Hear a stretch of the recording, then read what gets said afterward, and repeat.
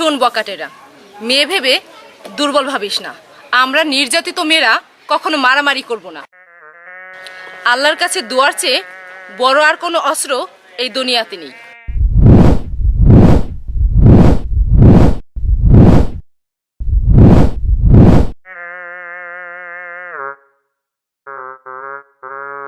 সারা দেশে তোদের মতো বকাটেরা আমাদের মতো মেয়েদের উত্ত্যক্ত করেই যাচ্ছে, আর এইভাবেই দিন চলে যাচ্ছে। হয়তো এভাবেই চলে যাবে, তবে একটা কথা মনে রাখবি, তোদের মতো মানুষের জন্য আমাদের মতো মেয়েদের প্রতিটি মোনাজাতে একটি করে অংশ থাকে। সেটা হতে পারে দোয়া অথবা অভিশাপ।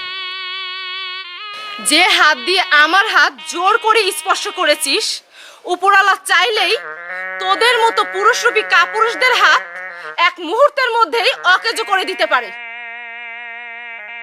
এমনকি তোদের শরীর নিস্তেজ করে দিতে পারে আমাদের দুয়ার উসিলাতে।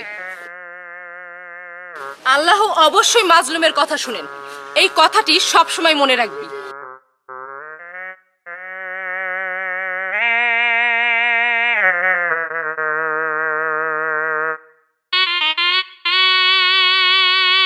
মেয়েটা কিন্তু